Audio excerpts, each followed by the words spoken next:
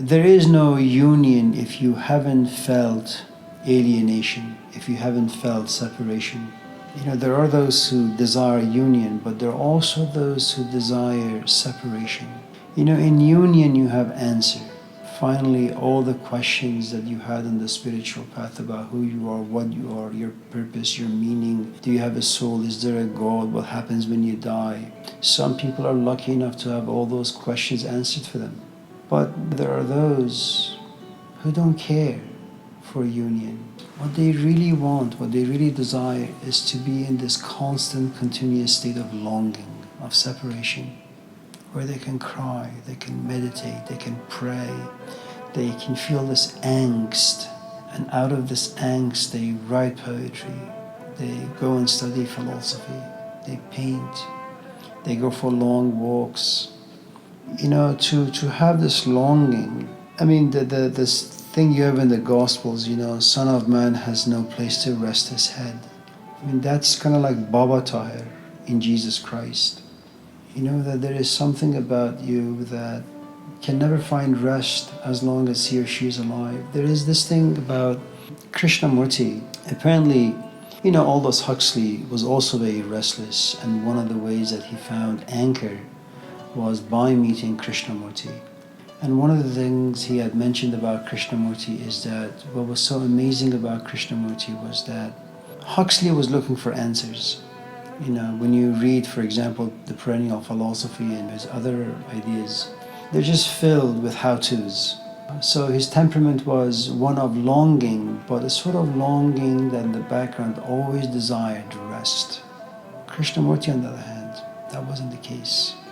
And that's what Huxley noticed in him, that he's a man who enjoys being restless. He always asks but never has any answers, or doesn't really care for answers. Even when you listen to his lectures on YouTube, even when he's 90, he doesn't tell you to sit and do A, B, C, D. He kind of just tells you left and right that there is nothing about life. There is nothing about belief systems. There is nothing about God. There is nothing about soul that can really put your mind, put your soul at ease or at rest. It never happens. Because if you're a human being, if you were to really sum up Krishnamurti in a couple of words, if you're a human being, you're always in the business of self-deception, always. And in some ways it's like Gurdjieff. Okay, so you say to yourself that you deserve to rest, that you should go for a walk, that you should sit and watch some TV, that you should go to your friends and have a good time. And then Gurdjieff says, well, what exactly have you done that deserves rest now? Your entire day you've been mindless, you've been unaware, you've been sloppy in thinking and feeling. And so you want really rest from just being lazy, you want rest for being sloppy. And it's a devastating place to be. So there are those who begin their life with sorrow, but they're looking for answers. And in answers they find union. And in union, there is no longing. In union, there is just joy, oneness, absence of separation. So on the spiritual path, there are 4 steps or 4 keys or 4 ways to be. If you're asking me, do I desire pain or sorrow? Do I desire remedy? Do I desire separation, or do I desire union? And the 4th line is really quite devastating because it demands you to have certain qualities. In the 4th line it says, I will accept any of the 4 given to me by God. Pasandam anche ke janan pasandad. Janan is beloved or God. That don't ask me which one to choose, because I don't have the power. It's kind of like the, that scene where Jesus is whipped in the courtyard and they put this thorn around his head, and he walks back to Pontius Pilate, and Pontius looks at him and says, and initially he feels kind of bad. He says, well, what do you have to say for yourself? And Jesus doesn't say anything. Pontius, you send the guy out there and his body's fine. He comes back, he's all bloodied. And if you're Pontius and you see this horrifying scene, you want this guy to say something to you. He doesn't say anything. And Pontius looks at him and says, don't you want to defend yourself? Don't you know I have the power to crucify you?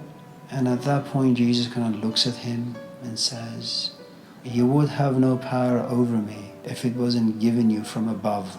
It is such an amazing thing to say, that you are Pontius because God wants you to be there.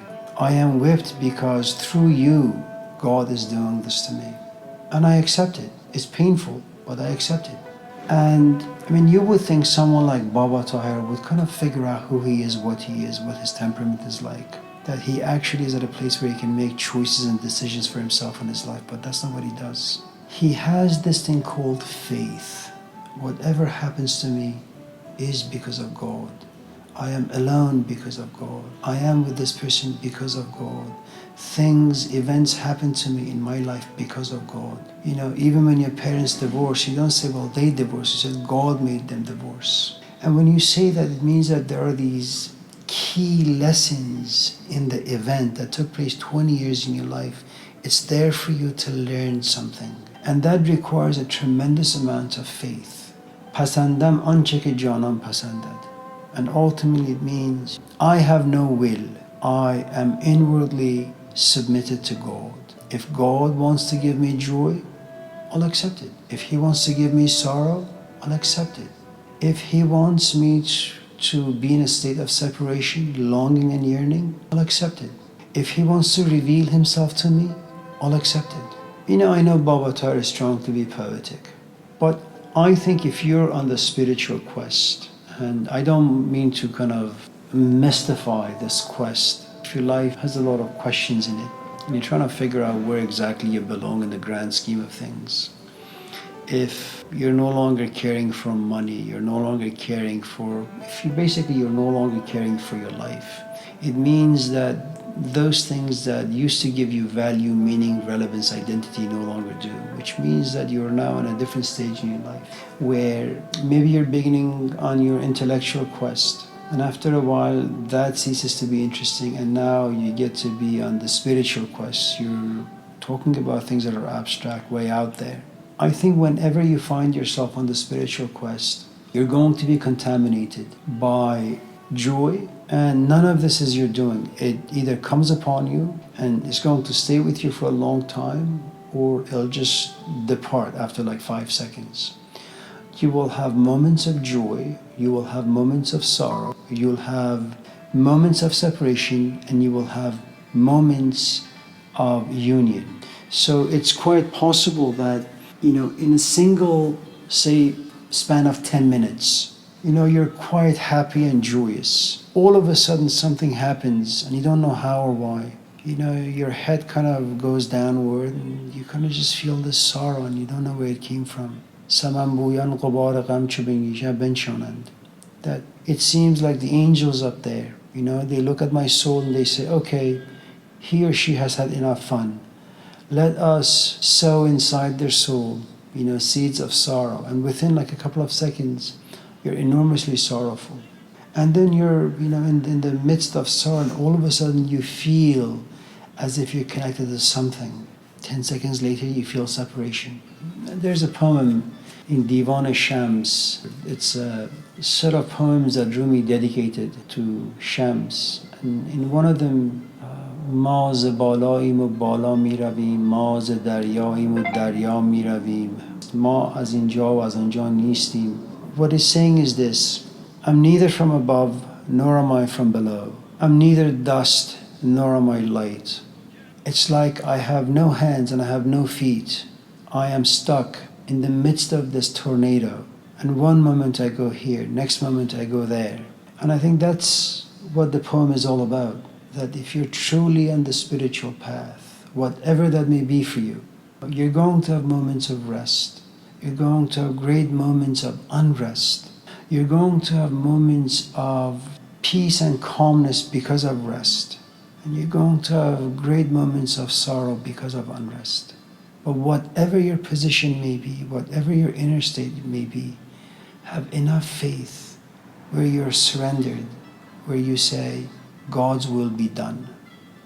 It's a very, very difficult place to be because, you know, oftentimes you want to figure out why your life is just being the way it is. You're looking for a solution. And there is nothing wrong with trying to figure things out as long as you don't muddy the water even some more. You have lots of sorrow without any answers. Once in a while, in the midst of sorrow, you get glimpses of union that gives you answers. But the moment you try to hold on to it, it escapes again. And that's how it is. Until when you become really, really mature on this path, what will happen is this. By then, you will have grown such a thick skin where you can live with sorrow, remedy, union, separation. It just becomes a way of life for you. There will come a time where you're seasoned enough, mature enough. You have enough faith in yourself and in, I suppose, forces that are out there where you say, okay, thy will be done.